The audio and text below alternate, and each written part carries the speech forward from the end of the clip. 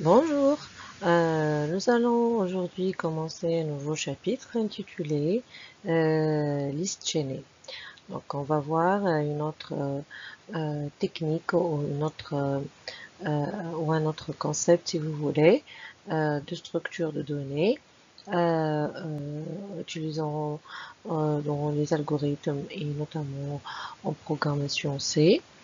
Bien sûr, on peut l'utiliser dans plusieurs langages, mais on va s'intéresser dans ce cours, bien sûr, toujours au langage C.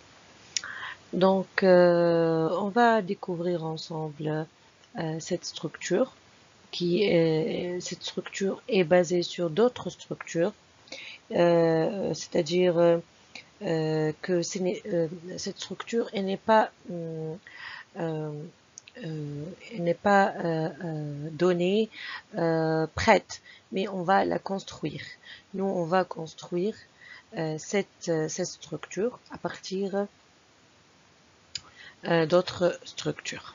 On va voir c'est quoi cette liste chaînée.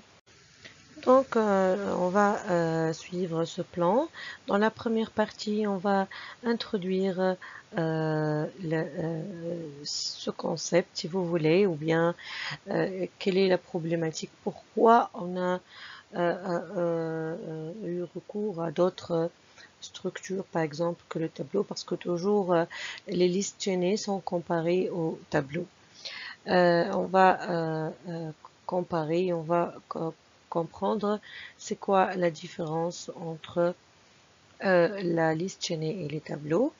Dans la deuxième partie, on va voir comment construire une liste chaînée, comment on peut initialiser une liste chaînée, comment on va ajouter un élément, comment on va supprimer. Donc, si vous voulez, les fonctions utilisées dans les listes chaînées. Et dans la troisième partie, on va faire quelques exercices pour mieux exercer cette nouvelle structure. Donc, quels sont les objectifs d'étudier les listes chaînées? En fait, les listes chaînées sont largement utilisées dans de nombreux domaines de l'informatique, notamment les bases de données, les systèmes d'exploitation, les compilateurs, etc. Et dans plusieurs domaines ou disciplines de l'informatique. Donc, apprendre des listes chaînées contribue à former une base solide en informatique parce que on va utiliser plusieurs structures de données, les pointeurs. Donc, les listes chaînées utilisent souvent les pointeurs. Aussi, on va comprendre mieux la gestion de la mémoire et bien sûr les algorithmes. Donc, c'est la liste chaînée, si vous voulez, merge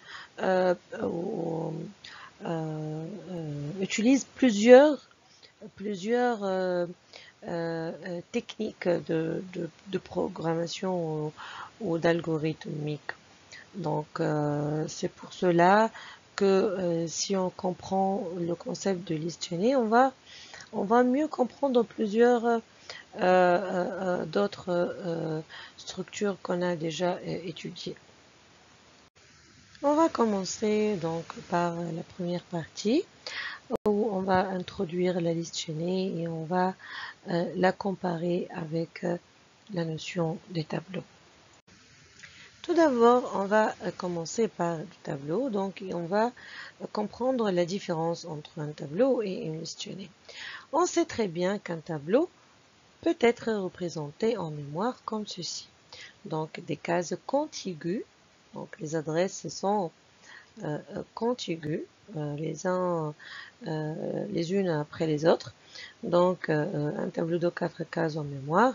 Représentation horizontale. Bien sûr, on peut faire une représentation verticale. Hein. En mémoire, on peut utiliser les deux sens. Mais l'essentiel, c'est que les tableaux, les adresses sont contiguës. OK? Le problème des tableaux est qu'ils sont figés. impossible de les agrandir à moins d'en créer de nouveaux plus grands, ou d'y insérer une case au milieu à moins de décaler tous les autres éléments. Donc en tableau, on est très limité, on ne peut pas faire plusieurs fonctions d'ajout ou bien de suppression au milieu, ou choses comme ça. Donc c'est ça le problème du tableau. C'est pour cela qu'il y en a une autre structure, mais elle n'est pas prête, elle n'est pas, c'est-à-dire c'est pas prête, elle n'est pas donnée. On va la construire, cette structure. Une structure dynamique qui peut être plus flexible que les tableaux, si vous voulez, les tableaux, parce que les tableaux sont statiques, sont figés, donc on ne peut pas faire plusieurs choses. Mais la nouvelle structure qu'on va découvrir, c'est une structure dynamique où les adresses des éléments ne sont pas nécessairement contiguës. Donc la solution est la liste chaînée. La liste chaînée est un moyen d'organiser une série de données en mémoire. Comment ça? D'une façon dynamique. C'est pas d'une façon que les cases sont contiguës les unes après les autres. Elles peuvent être éparpillées dans la mémoire et cela consiste à assembler des structures en les liant entre elles à l'aide de pointeurs. Donc, on pourra les représenter comme ceci. Donc, une liste chaînée, c'est comme celui-là. Donc, il y en a des cases. Cette case, c'est une structure, c'est-à-dire un enregistrement qu'on a déjà vu dans le chapitre précédent. C'est pas le chapitre 5. Donc, chaque case est un enregistrement et qui est composé de parties données et parties pointeurs pour l'adresse suivante. L'adresse suivante, elle peut être en mémoire l'adresse suivante ou bien une adresse qui peut être ici, ici, ici, c'est-à-dire l'aspect que la case suivante soit après l'adresse du première case, on n'a pas ce problème. Donc, où on a un espace dans la mémoire, on peut allouer d'espace mémoire. Donc, c'est comme ça une liste chaînée, pardon, est un assemblage de structures liées par des pointeurs, c'est-à-dire liées par des... Donc, chaque case est un enregistrement ou structure qui inclut des données et des pointeurs. Donc, c'est pour cela qu'on a dit que la maîtrise de liste chaînée, c'est-à-dire la maîtrise des structures d'enregistrement, les pointeurs, la création dynamique d'espace mémoire et tout ceci. On va voir les détails petit à petit. Donc, quel est l'intérêt des listes chaînées? Donc, comme on a déjà dit, dans un tableau, toutes les données sont enregistrées de manière contiguë en mémoire. C'est en tableau, hein? Donc, en tableau, l'enregistrement en manière contigue. Cela permet d'accéder directement aux données à partir de leur indice. Donc, on sait très bien, si on a un tableau, donc si on veut accéder au dernier indice, on accède directement table 2, par exemple, de n. Cela permet donc d'accéder facilement. Mais il y a également certains inconvénients. Par exemple, la mémoire doit contenir un espace suffisamment important pour conserver toutes les données du tableau les unes à côté des autres. Donc, pour utiliser la structure linéaire tableau, donc la mémoire doit avoir toute une ligne, par exemple, de 100 éléments, donc 100 cases, donc 100 zone mémoire contiguë. C'est pas toujours évident de trouver cet espace dans une mémoire. Donc, l'aspect du tableau, l'aspect physique du tableau, c'est pas vraiment une chose confortable pour la réservation de mémoire, ou bien, si vous voulez, c'est pas une chose optimale. Donc, la solution est de créer d'autres structures plus flexibles et plus maniables d'organiser la mémoire. Aussi, de plus, la suppression d'un élément implique le décalage de toutes les valeurs se situant à des indices plus élevés. Donc, comme on a vu, la suppression d'un élément au tableau se fait par des décalages, et ceci, c'est coûteux en termes de temps et bien sûr de performance. Donc, la solution, les listes permettent de pallier ces inconvénients. Les données vont être enregistrées un peu partout en mémoire, morceau par morceau, ce qui rend plus probable de trouver la place nécessaire. Donc, au niveau tableau, en mémoire, c'est comme ça. Donc, imaginez un tableau de 100 cases. Donc, on doit trouver un espace contigu de ces 100 éléments. Alors que dans la liste chaînée, le premier élément peut être ici, le deuxième élément peut être ici, donc il est pointé, le troisième élément peut être ici, quatrième élément peut être ici, si on veut que c'est de la mémoire. Donc ça dépend donc de la structure de la mémoire. Ce qui est important ici, c'est que la liste, c'est une allocation dynamique. C'est pas statique, dynamique de réservation de mémoire. Donc elle est plus flexible, elle est plus donc flexible, dynamique pour la réservation de la mémoire. Bien sûr, ça dépend toujours de besoins. On peut, par exemple, si le besoin est d'utiliser un tableau, on utilise les tableaux. Si le besoin est d'utiliser des listes, on utilise des listes. Et on va voir comment on va les utiliser. Passons maintenant à la deuxième partie où on va voir plus en détail en termes de programmation la liste chaînée, comment on déclare, comment on initialise, comment on parcourt, comment on additionne, ajouter, pardon, c'est pas additionner, c'est ajouter un élément, comment supprimer un élément, et tout ceci dans cette partie. Donc, les listes chaînées, si on veut les représenter, on les représente comme ceci, avec une case divisée par deux.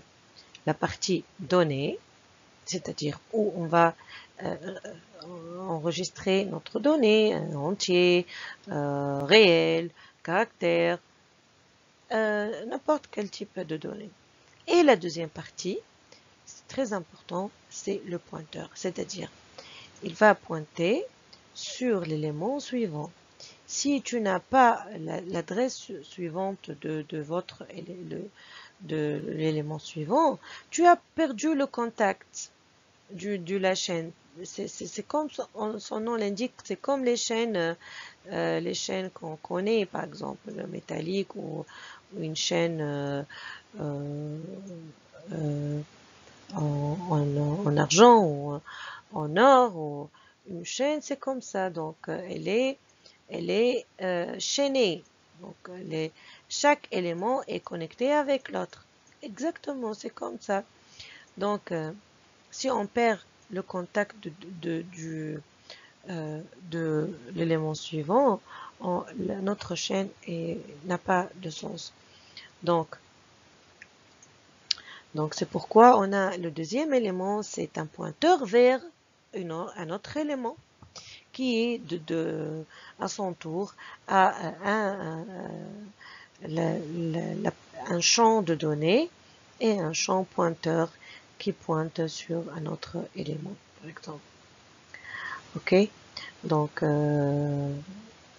c'est ça le concept de liste chaînée. Donc chaque élément peut contenir ce qu'on veut, bien sûr, hein, plusieurs int, double, etc. En plus de cela, chaque élément possède un pointeur vers l'élément qui suit.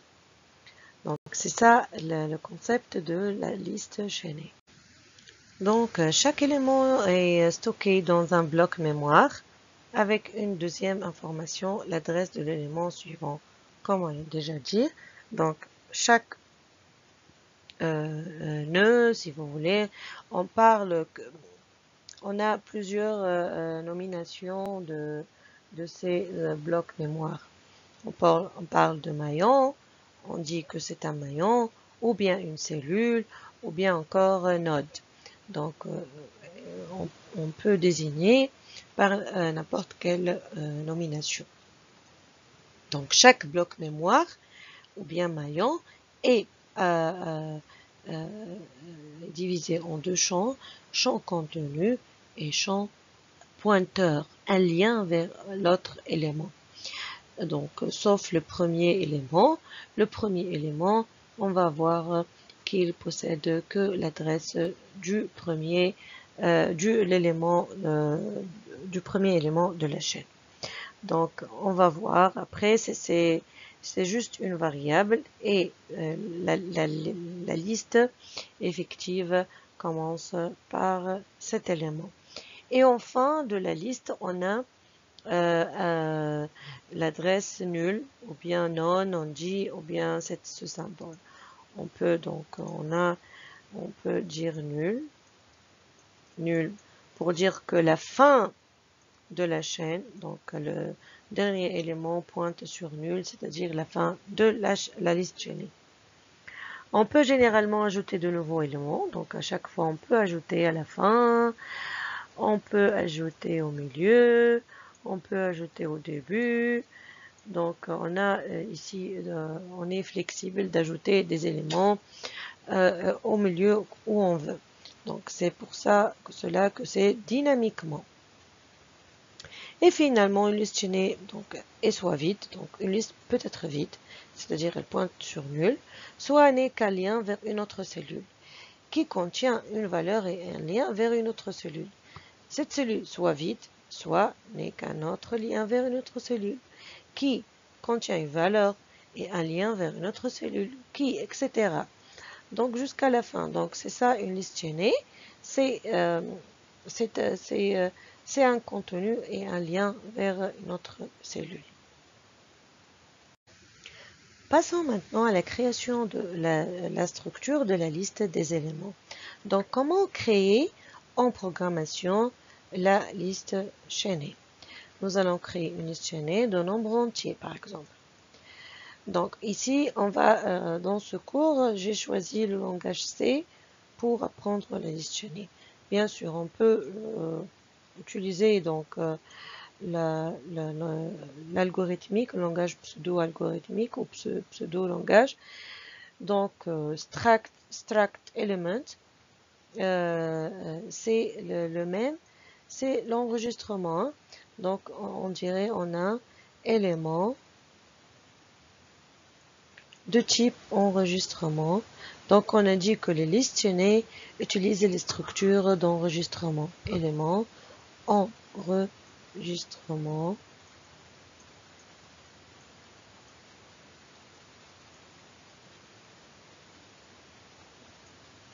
Et les champs sont nombre de type entier et le suivant est un pointeur sur le même enregistrement. Donc en algorithmique, le pointeur, je crois, que ce symbole, donc élément. Et fin élément. Donc c'est comme ça, donc la traduction pseudo langage. Donc j'ai choisi le langage C, donc c'est mieux de comprendre le langage C, les listes chaînées. Donc les enregistrements en langage C, on l'a vu, donc struct, le nom de cette structure s'appelle élément. Donc, quels sont les champs de cet enregistrement? Nombre de type entier et suivant un pointeur. Donc, vous voyez ici un pointeur suivant de type élément aussi. Donc, le même type que la structure, c'est-à-dire le suivant, il est composé aussi de nombre et d'un pointeur. Et ce suivant, donc, il a donc un nombre et un pointeur qui pointent aussi sur un type élément. Donc, c'est comme ça. Il y a un aspect récursivité, on dit, dans la création de la liste chaînée. Donc, l'enregistrement, il est compris de deux éléments, comme on a déjà dit tout à l'heure. Donc, le champ entier et le champ pointeur qui pointe sur un autre enregistrement qui a deux champs parce que de type élément, le type élément déjà, il a deux champs, donc entier et pointeur qui pointent, etc. Donc c'est comme ça la création d'une liste chaînée. Donc donner de l'élément pointeur vers le prochain élément. Que contient cette structure? Une donnée, ici un nombre de type int, on pourrait remplacer par n'importe quelle autre donnée, double, tableau, peut-être. Cela correspond à ce que vous voulez stocker, c'est à vous de l'adapter en fonction des besoins de votre programme, bien sûr. Donc, ce n'est pas toujours un entier. On peut avoir float, on peut avoir tableau, on peut avoir caractère, une chaîne de caractères, n'importe quel type. Donc, un pointeur vers un élément de même type appelé suivant, c'est ce qui permet de lier les éléments les uns aux autres. C'est ce que nous avons déjà dit. Donc, chaque élément, c'est où se trouve l'élément suivant en mémoire. Donc, ce lien du fait que le pointeur pointe sur l'élément suivant permet que chaque élément sait dans la mémoire comment on trouve l'élément suivant. Souvenez-vous, les cases ne sont pas côte à côte en mémoire. Hein. C'est la grosse différence par rapport au tableau. Cela offre davantage de souplesse, de flexibilité, car on peut facilement ajouter de nouvelles cases par la suite au besoin. Donc, ça dépend du besoin. On ajoute d'autres cases. En revanche, il ne sait pas quel est l'élément précédent. Il est donc impossible de revenir en arrière à partir d'un élément avec ce type de liste. On parle de liste simplement enchaînée. Donc la liste simplement enchaînée, c'est ce qu'on vient de la voir. Alors qu'il y en a d'autres types de listes, on va l'appeler doublement enchaînée ou les pointeurs dans les deux sens. C'est-à-dire on peut savoir l'élément suivant et on peut savoir l'élément précédent. Mais elles sont néanmoins plus complexes. On va voir, hein.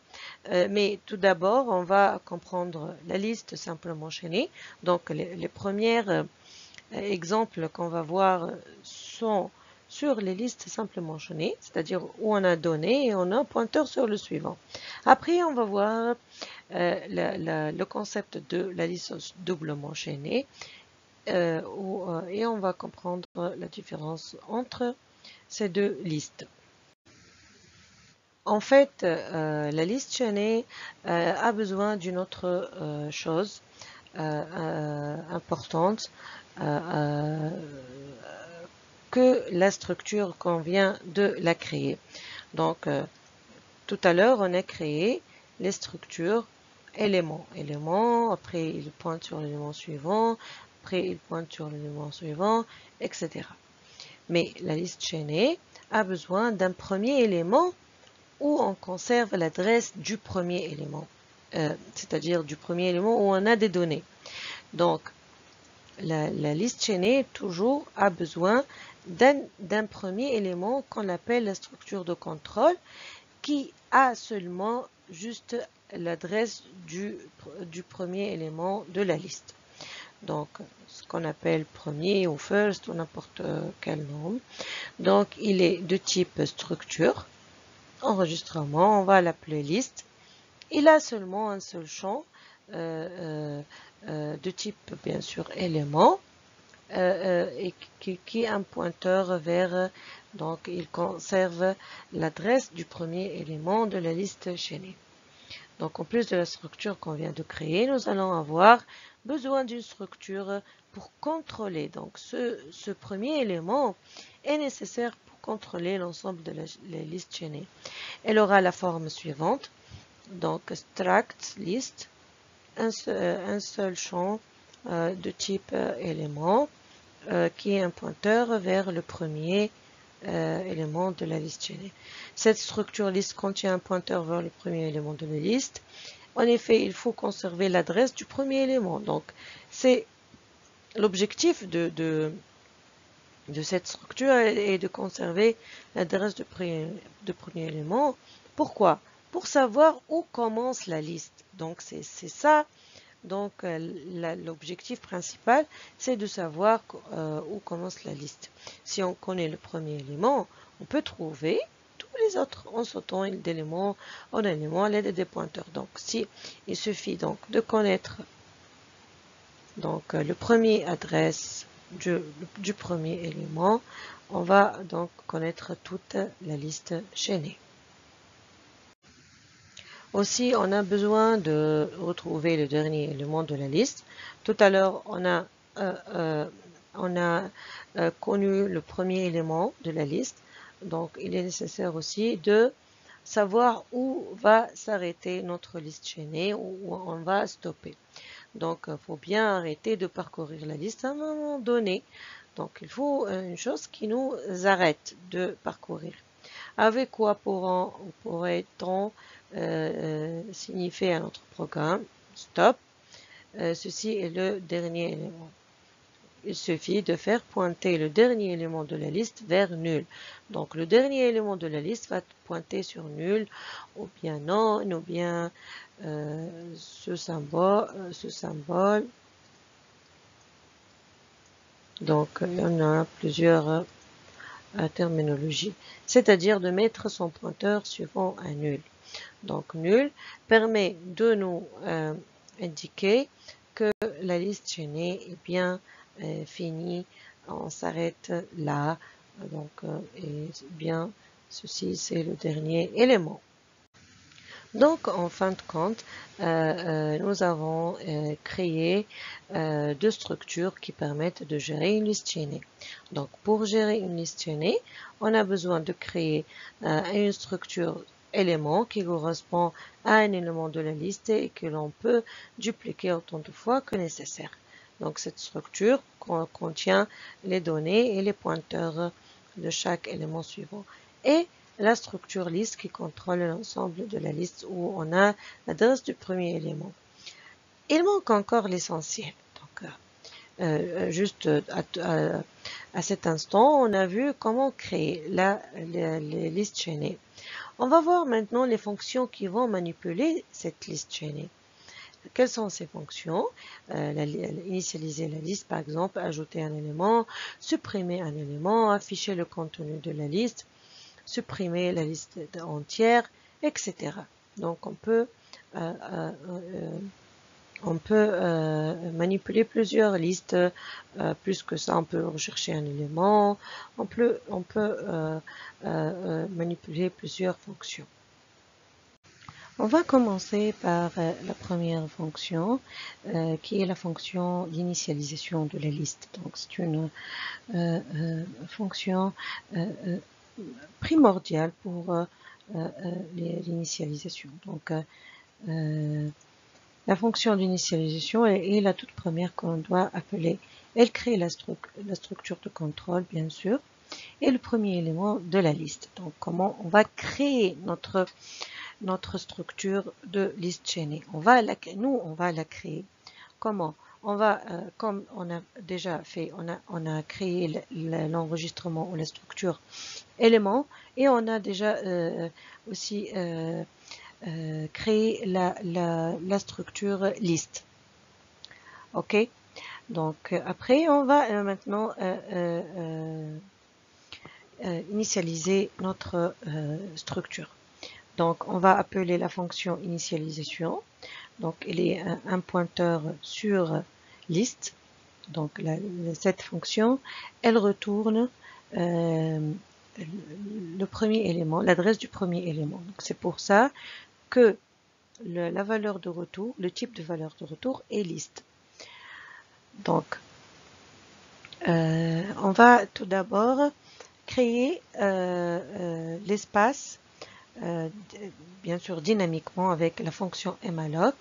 Donc, ou l'espace bien sûr mémoire qu'on va allouer dynamiquement avec la fonction malloc.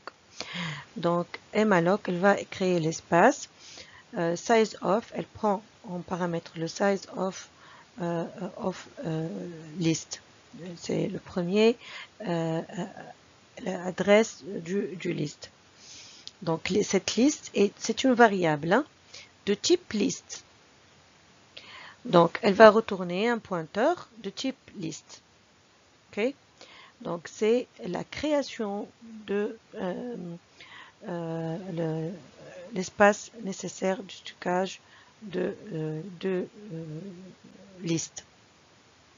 De même aussi, on va allouer la mémoire nécessaire au stockage de premier élément. Donc, le premier élément, de la même, on va le créer avec la fonction malloc. Donc, size of element, il va retourner un pointeur de type élément. On a déjà créé nos espaces de stockage dans la mémoire. Et ils sont bien sûr pointés par ces deux variables, liste et élément. Après, on va s'assurer que les allocations dynamiques qu'on a déjà créées ont fonctionné. Donc, c'est pour ça toujours, il est préférable de tester if liste est égal à nul ou bien élément est égal à nul. Donc, on a ici la création n'a pas été créée. Parfois, par accident, la mémoire est full ou bien il y a une erreur. Donc, la liste ne pointe pas sur un espace.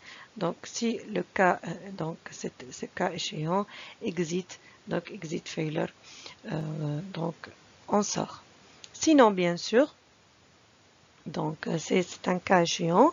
Si tout s'est bien passé, on définit les valeurs de notre premier élément. Donc, pour accéder au champ des éléments de la liste, on utilise cette notation. Donc, on sait que les champs d'un enregistrement en algorithmique, on l'accède par point. En langage C, s'ils sont des pointeurs, on les accède par les flèches. Hein. On peut les accéder par point s'ils ne sont pas des pointeurs. Mais ici, ce sont des pointeurs. Donc, on doit l'accéder par les flèches. Donc, pour accéder au champ nombre de l'élément, donc élément, flèche, nombre, on va l'affecter 0. Le premier élément, on va mettre 0. Élément flèche suivant, c'est-à-dire le champ suivant, on va l'affecter nul. Il pointe sur nul. Donc, parce que c'est une liste qui juste qu'on vient de la créer, donc on va l'initialiser à 0. Donc, elle va pointer sur nul. C'est le premier élément et le dernier élément. Le champ suivant va pointer sur nul. Et liste, champ premier, on sait très bien que on a créé ceci, hein. Donc cette allocation en mémoire, et on a déjà le premier élément qui est liste. Donc le premier élément, juste, il a un champ premier. Donc tout d'abord, il était une pointe sur nul. Il n'a pas de pointeur. Donc, maintenant, il va pointer sur l'espace qu'on a alloué, qui est le premier élément de notre liste. Donc, le premier élément Donc le champ nombre va être 0 et le champ suivant va pointer sur nul. Donc c'est ça, c'est le symbole de nul, ou bien on met nul là. Donc on peut utiliser les deux schémas. Donc c'est comme ça qu'on initialise une liste et on crée une liste à vide. On retourne liste, donc on retourne le pointeur du premier, l'élément de contrôle, ou bien ce qu'on appelle la structure de contrôle. Donc c'est pour ça que je vous ai le type de retour de cette fonction est liste. Donc on retourne le pointeur liste. Okay? Donc c'est ça la fonction d'initialisation pour la liste chaînée. Tout ce que je viens de dire, il est écrit ici pour que quand vous révisez avec des papiers, vous allez trouver donc cette explication. Donc, on commence par créer la structure de contrôle liste. Après, le type de données est liste et la variable s'appelle liste. Donc, c'est le type structure et c'est la variable liste. Donc, le type est en majuscule et la variable en minuscule pour faire la différenciation.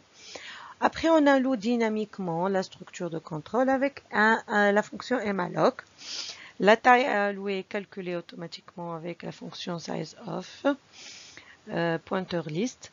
L'ordinateur donc saura qu'il doit allouer l'espace nécessaire au stockage de la structure liste. On alloue ensuite de la même manière la mémoire nécessaire au stockage du premier élément, donc comme on a déjà vu, avec aussi malloc. On vérifie si les allocations dynamiques ont fonctionné, donc avec if, avec la condition ci. En cas d'erreur, on arrête immédiatement le programme en faisant appel à exit. Si tout s'est bien passé, on définit les valeurs de notre premier élément. Donc l'espace qu'on a déjà alloué, on va l'initialiser. Donc la donnée nombre est mise à 0 par défaut et le pointeur suivant pointe vers nul car le premier élément de notre liste est aussi le dernier pour le moment. Hein. Bien sûr, après, si notre liste on va la remplir, on doit ajouter d'autres éléments. Rappel, le dernier élément doit pointer vers nul pour signaler qu'il est en fin de liste. Donc on a dit que le dernier élément va pointer sur nul pour qu'on ait que la liste est finie. Donc schématiquement, c'est ce qu'on vient de créer tout à l'heure avec le programme. Donc nous avons créé en mémoire une liste composée d'un seul élément. C'est cet élément qu'on a déjà créé avec malloc et on l'a initialisé au champ au nombre, on a mis 0 et au champ suivant, on a mis nul. Et bien sûr, on a créé le premier élément qui est l'élément de contrôle où on va juste mettre l'adresse du premier élément. Donc ici, on n'a qu'un seul champ dans cette structure, le pointage du premier élément de la liste. Et comme ça, notre liste vient d'être initialisée. On va voir maintenant une autre fonction. Donc, on a déjà vu l'initialisation. Maintenant, on va ajouter un élément. On veut que notre liste, qu'on vient déjà de la créer, on veut la remplir avec d'autres éléments. Donc, à chaque fois, on va ajouter. Ou bien, on a une liste déjà remplie avec, par exemple, ici comme ici, 3 éléments. Donc, on veut ajouter un quatrième élément. Donc, la question, où va-t-on ajouter un nouvel élément? On a le choix. On peut ajouter au début, on peut ajouter au milieu et on peut ajouter à la fin. Donc, pour l'instant, je vous propose d'ajouter en début de liste parce que c'est simple à comprendre. Mais on peut les faire au milieu ou à la fin. Nous devons créer une fonction capable d'insérer un nouvel élément en début de la liste. Imaginons un cas où la liste est composée de 3 éléments et on souhaite en ajouter un nouveau au début. Donc, C'est comme ça, donc un exemple, un cas où on a trois éléments. Le troisième va bien sûr pointer sur nul. Le premier va pointer sur le début de la liste et on veut ajouter cet élément ici. Donc le premier va pointer ici au lieu d'ici. Donc c'est comme ça, l'ajout et le nouveau qu'on vient de créer, il va pointer sur l'ancien premier élément de la liste.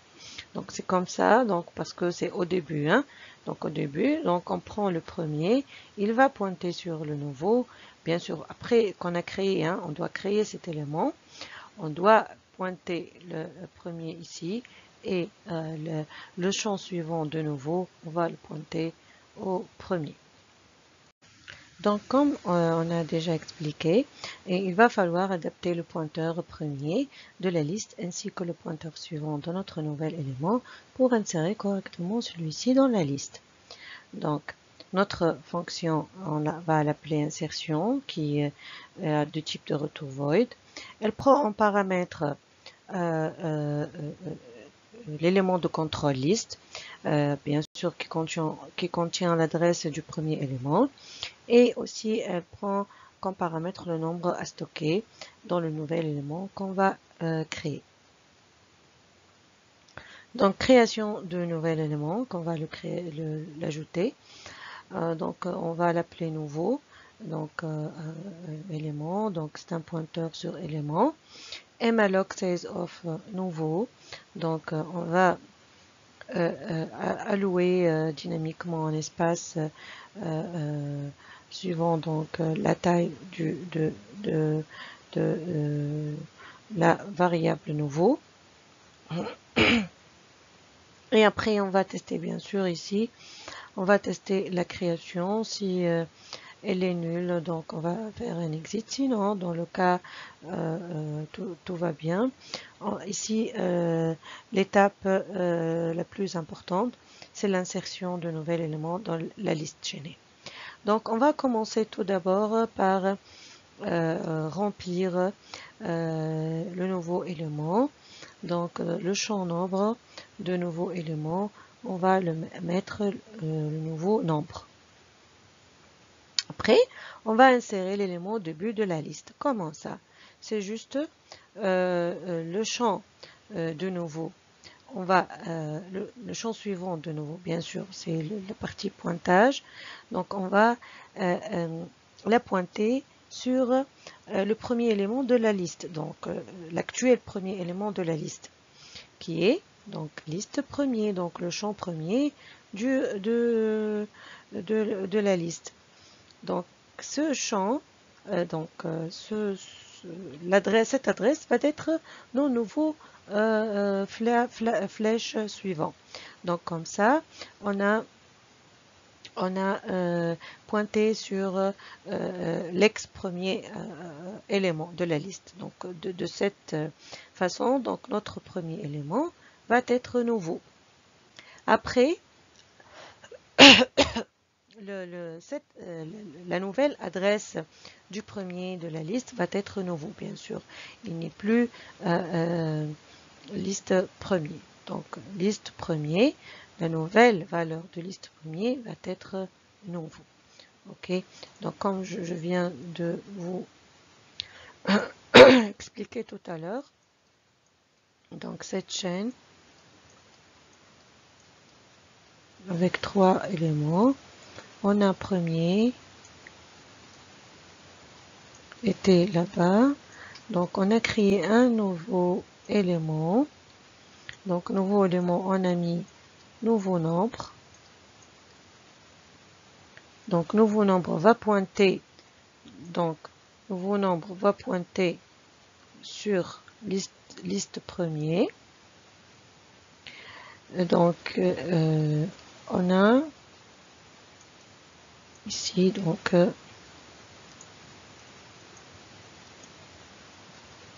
et liste premier et liste premier, c'est ça. Donc, va être pointé sur nouveau. Donc, c'est comme ça qu'on a le chaînage de cette liste chaînée. Donc, nouveau suivant va pointer sur liste premier, donc cette adresse. C'est pour cela qu'on a ce pointage. Et liste premier va changer d'adresse, il va être le courant premier élément de la liste. Donc cet élément qu'on vient d'insérer devient le premier élément et non pas ceci. Donc ceci est le premier élément. Okay. Donc c'est ça, c'est la procédure la plus simple d'insertion au début de la liste. C'est tout ce que je viens de dire, je l'écris ici. Donc la fonction insertion prend en paramètre l'élément de contrôle liste qui contient l'adresse du premier élément et le nombre à stocker dans le nouvel élément que l'on va créer. Dans un premier temps, on alloue l'espace nécessaire au stockage du nouvel élément et on y place le nouveau nombre NV nombre. Il reste alors une étape délicate, l'insertion du nouvel élément dans la liste chaînée. Nous avons ici choisi pour simplifier d'insérer l'élément en début de liste. Pour mettre à jour correctement les pointeurs, nous devons procéder dans cet ordre précis. Donc, faire pointer notre nouvel élément vers son futur successeur, qui est l'actuel premier élément de la liste. Et ce nouvel élément, ça devient le premier. Comment? Par pointer le pointeur premier vers notre nouvel élément. On passe maintenant à la suppression d'un élément dans une liste chaînée. Donc tout d'abord, on vérifie que le pointeur qu'on nous envoie n'est pas nul, sinon on ne peut pas travailler bien sûr. On vérifie ensuite qu'il y a au moins un élément dans la liste, sinon il n'y a rien à faire, il n'y a rien à supprimer. Donc ces deux vérifications au début. Ces vérifications effectuées, on peut sauvegarder l'adresse, donc si tout va bien, donc on va sauvegarder l'adresse de l'élément à supprimer. Dans un pointeur, on va l'appeler à supprimer. Après, on adapte le pointeur premier vers le nouveau premier élément. Donc, vous voyez ici, donc notre chaîne était donc avant le premier, il pointe ici. Donc, voici le premier élément. Après, on veut supprimer. Donc, c'est l'adresse de l'élément qu'on veut supprimer. Donc, qu'est-ce qu'on va faire? On va enlever ce lien et on va pointer vers cet élément. Donc, l'élément qui suit l'élément à supprimer. Et après, on va supprimer l'élément avec free. Donc, il y a une fonction free qui nous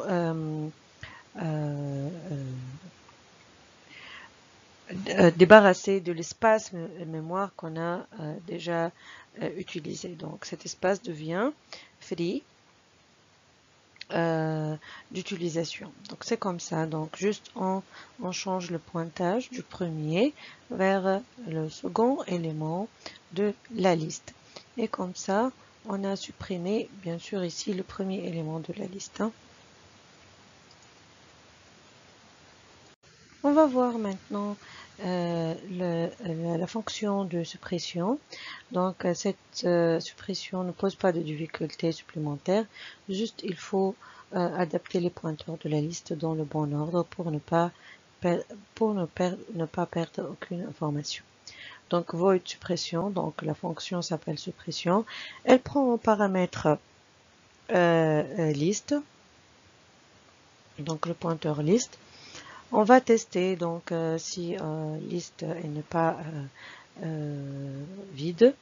Donc if list nul, on va faire un exit. Et aussi on va vérifier si au moins on a un élément. Donc si ou bien if list le champ premier de liste différent de nul, on va faire la suppression. Élément, donc c'est quoi? Donc on va sauvegarder l'adresse de l'élément à supprimer dans un pointeur qu'on va l'appeler à supprimer. Donc ici, qu'est-ce qu'on va sauvegarder? Donc l'adresse du premier élément, on va le sauvegarder dans à supprimer. Donc c'est l'élément qu'on va supprimer, donc on va sauvegarder son adresse. Donc bien sûr, elle est du type élément.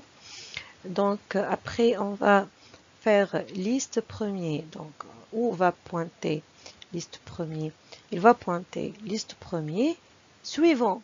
Donc suivant ici était donc donc l'adresse de second élément de la liste.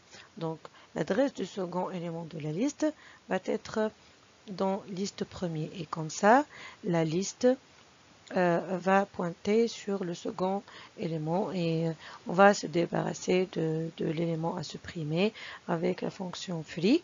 Free à supprimer, elle va libérer l'espace dans l'espace mémoire de cet élément. On va passer maintenant à l'affichage de la liste chaînée.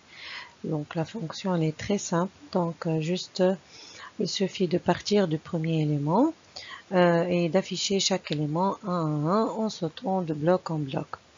On part du premier élément de la liste et on affiche le contenu de chaque élément de la liste. Donc c'est un nombre qu'on va l'afficher. Puisque le champ le suivant est juste réservé de l'adresse suivante. Donc l'affichage, juste le nombre qui est dans le champ nombre. Ok. Donc après, on se sert du pointeur suivant pour passer à l'élément qui suit à chaque fois. On va appeler notre fonction afficher liste. Elle prend en paramètre toujours le premier, bien sûr, liste, donc le premier élément, donc c'est pas le premier élément, c'est la structure de contrôle liste qui a l'adresse du premier élément de la liste. Elle ne retourne rien cette fonction. On va bien sûr s'assurer que c'est une fonction qui n'est pas nulle. Donc en cas d'échec, on va faire exit. Et dans le cas succès, on va initialiser actuel. C'est un pointeur où on va sauvegarder ici le premier élément, l'adresse du premier élément. Donc on va l'appeler actuel, qui est un pointeur d'élément. Donc ce actuel, on va à chaque fois changer pour passer à l'élément suivant. Donc on va utiliser une boucle tant que, donc while actuel différent de nul. Donc l'actuel c'est le premier élément de notre liste chaînée quand il est différent de nul. C'est-à-dire on n'a pas fini notre liste chaînée tant qu'il y a des éléments. Tant qu'il y a des éléments dans notre liste chaînée, on va afficher avec printf. Donc pourcentage d parce qu'on a des nombres de type entier. Actuel, champ nombre. Donc le champ nombre, on va afficher son contenu avec printf. Et on va passer à l'actuel suivant. L'actuel suivant va prendre actuel champ suivant qui a l'adresse de l'élément suivant. Et on va de même faire s'assurer de la condition. Est-ce que actuel différent de nul? Parce que si il est égal à nul, on va sortir de la boucle, c'est-à-dire on a fini d'afficher tous les éléments et à la fin on va printf nul pour afficher le dernier élément. Donc c'est comme ça. Donc l'affichage dans une liste chaînée avec une boucle tant qu'on n'a pas fini, donc on n'a pas à aboutir à nul, on va afficher le champ nombre de l'élément. Et cet élément va s'incrémenter à chaque fois à l'élément suivant. Enfin, on va utiliser les différentes fonctions qu'on vient de les construire dans un programme principal main qu'on va les tester ces fonctions. Donc on va donc créer notre liste. Donc, on va appeler la fonction initialisation. Donc, elle va nous retourner donc un pointeur sur liste, donc ma liste variable. Donc, de retour de la fonction initialisation qui sert à créer le premier élément. Donc le premier élément, on a vu qu'il y a 0 dans le premier élément, initialisé à 0. Après, on va ajouter des éléments, donc avec la fonction insertion. Elle prend ma liste, donc c'est la même liste chaînée, et on va insérer le nombre 4. Après, insérer dans la même liste 8, après insérer 15. Et après, on va supprimer. Donc, on va supprimer, bien sûr, ici, le premier élément ajouté. Donc, parce que on a vu tout à l'heure qu'on va ajouter toujours au premier élément. Donc, au début, notre fonction à 0. Après, on a ajouté 4. Après, on a ajouté au début de la liste 8. Et après, on a ajouté 15. Donc, le premier élément, c'est 15. Donc, ici, bien sûr, c'est ma liste. Donc, le premier élément, c'est 15. Donc, après, on a appelé suppression. Il va supprimer le premier élément et notre premier élément va être 8. Donc, on va afficher la liste de cette liste chaînée. En plus du premier élément qu'on l'a laissé 0, on va ajouter 3 nouveaux à cette liste, puis on supprime 1. Donc enfin, on va avoir l'affichage 8, 4 et 0. Et bien sûr nul. Donc le dernier élément, le dernier de cette liste chaînée. Et c'est comme ça qu'on a appelé pas un exemple d'appel de ces fonctions qu'on vient de les programmer.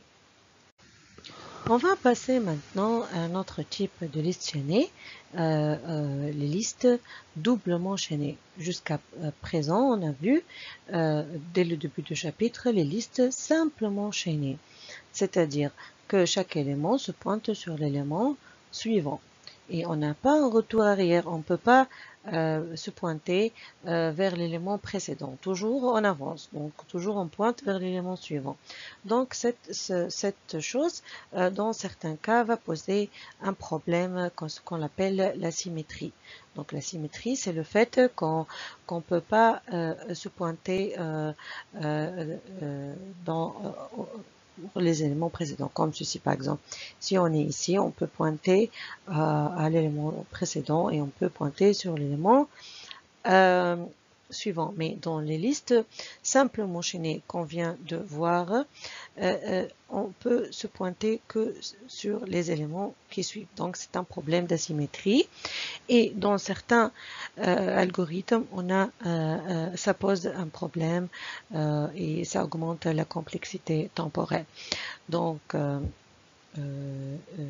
par exemple, si on veut supprimer un élément au milieu, on doit parcourir toute la liste pour aboutir à l'élément souhaité. Donc, parfois, c'est la liste simplement enchaînée.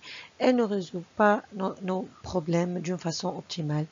Donc, c'est pour ça on a un autre type de liste. Ce sont les listes doublement chaînées. Donc, on utilise cette structure améliorée, donc de la liste simplement chaînée. Pourquoi? Donc, une liste doublement enchaînée est une structure de données constituée d'un ensemble d'éléments chaînés entre eux dans une double sens. Dans un double sens et contenant les informations à mémoriser. Donc, tout à l'heure dans les listes simplement enchaînées, on pointe sur l'élément suivant. Ici, dans le doublement enchaîné, chaque élément peut pointer sur l'élément suivant et l'élément précédent. Donc comme ça, on a une liste symétrique. Comment on va créer la structure de notre liste, cette liste doublement enchaînée? Donc, vu qu'on a un pointage vers le prochain ou le suivant élément, et on a un pointage vers le précédent, donc notre structure qu'on l'appelle élément, elle doit contenir trois champs. Un champ où on a le nombre, les données de l'élément, et un champ suivant, c'est un pointeur sur élément aussi, et un pointeur précédent qui est un pointeur vers le précédent élément. Bien sûr, il est de type élément. Donc, c'est la première structure.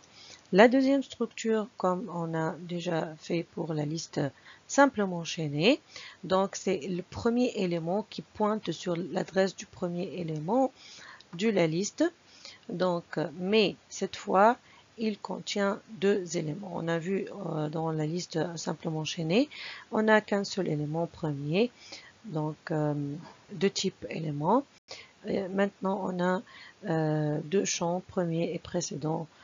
Les deux pointent sur des éléments. On va voir maintenant insertion d'un élément au début de liste. Donc ici, on parle de liste doublement enchaînée, hein, bien sûr.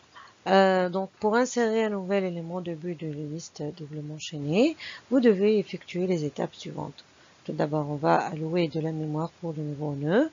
On va ajuster les pointeurs du nouveau nœud, de nœud suivant et le nœud précédent. Mettre à jour les pointeurs de la tête et de la liste si nécessaire. Tout d'abord, on va construire la structure node. C'est comme on a déjà fait élément tout à l'heure. Donc, node, elle a trois champs. Champ data de type entier, champ prev pour dire previous, précédent. Donc, il est un pointeur sur node. Et next, c'est un pointeur sur node aussi. Donc, champ donné de nœud, champ pointeur vers le nœud précédent et champ pointeur vers le nœud suivant. On va donc créer tout d'abord un nouveau nœud. Donc on va cette création la faire dans une fonction. Donc ici la création d'un nœud se fait dans une fonction qu'on va l'appeler createNode. Elle prend en paramètre int data, donc data qu'on va mettre dans le champ data de node. Donc bien sûr cette fonction elle va retourner un pointeur de type node. Donc, on va l'appeler le nouvel élément ou le nouvel nœud, la nouvelle nœud, new node. New node, bien sûr, c'est un pointeur sur node. On va la créer avec malloc, donc size of node. If new node, quand on vient déjà de créer l'espace, est égal à nul, donc si en cas échéant on n'a pas pu allouer de l'espace mémoire, exit 1. Sinon, si tout va bien, new node data va prendre la data qu'on vient de entrer en paramètre. Et new node prev pointe sur nul et new node next pointe sur nul. Donc juste on vient de créer un nouveau nœud qui est donc la liste qui n'est pas connecté à rien à la liste. Donc un nouveau élément. Après qu'on va l'insérer dans la liste, on va voir. Et cette fonction retourne new node, donc un pointeur sur le premier élément. Donc c'est un pointeur sur cet élément. Après la création, on a vu la fonction de la création de nouvel élément ou nouvel nœud. On va maintenant l'insérer. Donc, quelle est la fonction d'insertion? On va l'appeler, bien sûr ici au début de la liste, hein, qui est doublement enchaînée. On va l'appeler insert at beginning. Donc, c'est une fonction qui a type de retour node, un pointeur sur node. Donc elle prend en paramètre head, donc c'est-à-dire le premier élément de type node bien sûr, et new data, donc de type entier, c'est la data qu'on va, la variable, le paramètre effectif qu'on va le mettre dans le nouveau node.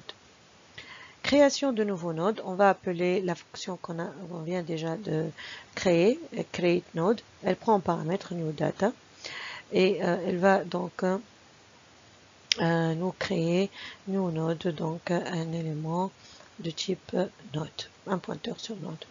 Maintenant, cette création qu'on vient de la faire, on va l'ajuster avec les pointeurs pour l'enchaîner avec la liste chaînée.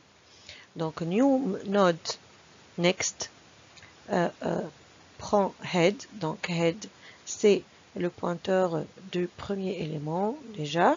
Donc le premier élément, le nouveau premier élément devient le new node. Et new node prev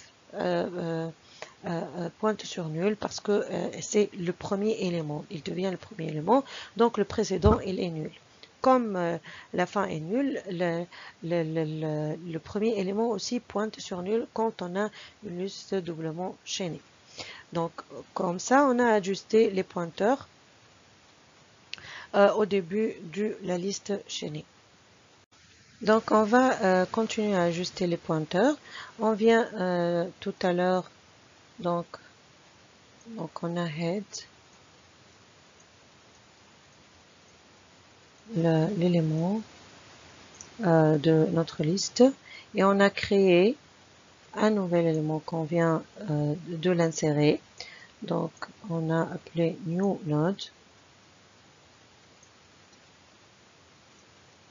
Donc, new node, on a mis new data.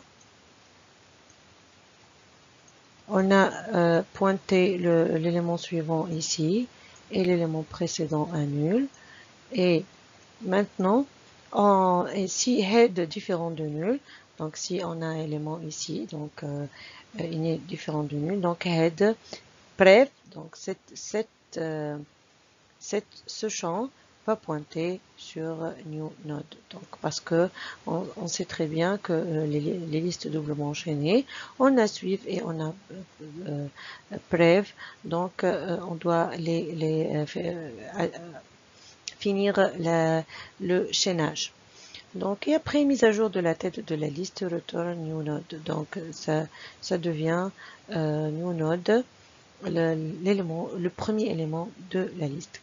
Avant était head et maintenant il devient new node parce qu'on on veut insérer un élément au début de la liste. On va finir par la troisième partie où on va voir plus d'exercices sur les listes simplement enchaînées. On va commencer par le premier exercice. On va maintenant voir insertion en fin de liste. On a vu tout à l'heure insertion au début de la liste. On va voir maintenant insertion en fin de liste dans une liste simplement enchaînée.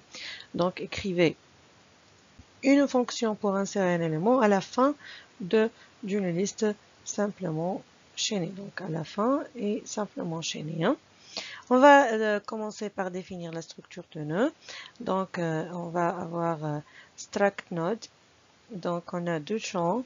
Le champ data de type entier et le champ next de type node, donc pointeur vers le nœud suivant.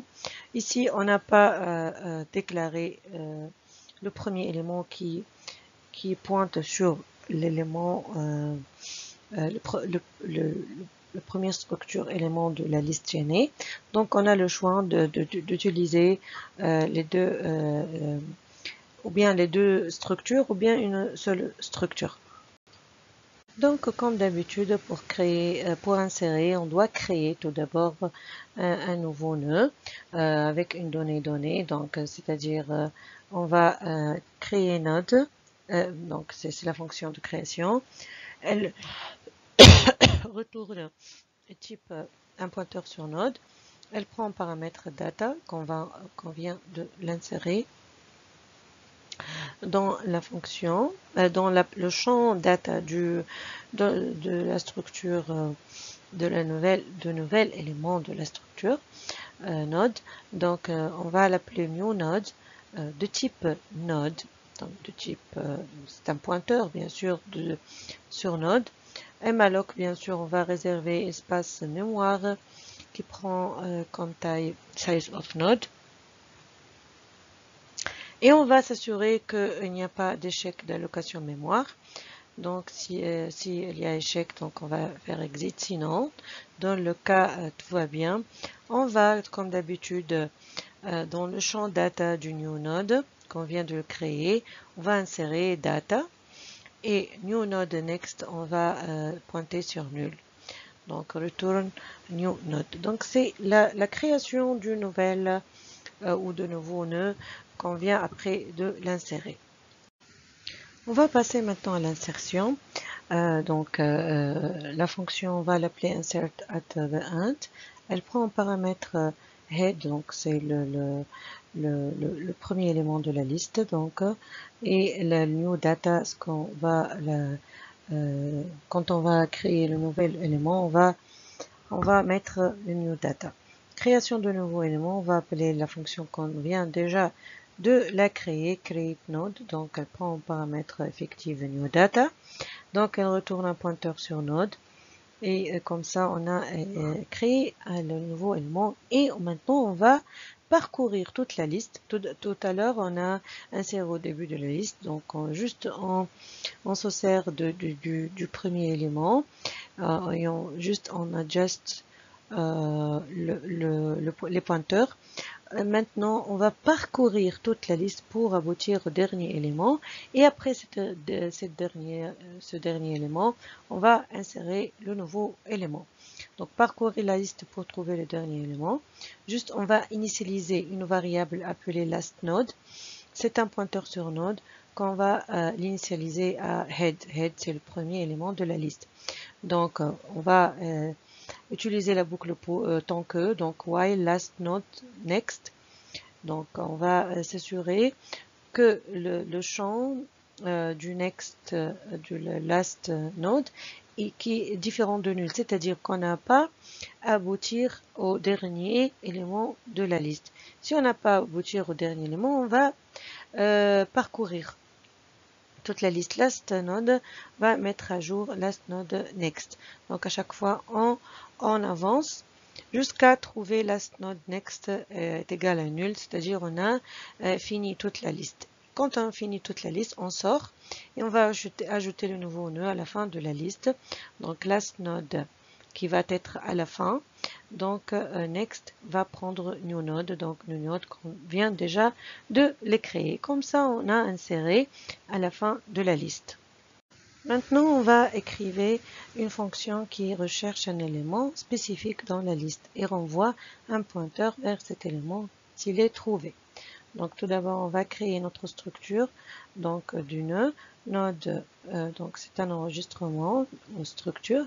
Il a deux champs, donc on est dans une liste simplement chaînée. Donc deux champs, data et next. Donc next, un pointeur vers le nœud suivant et data de données de nœud. Donc la fonction pour rechercher un élément dans une liste et renvoyer un pointeur vers cet élément. On va l'appeler search element.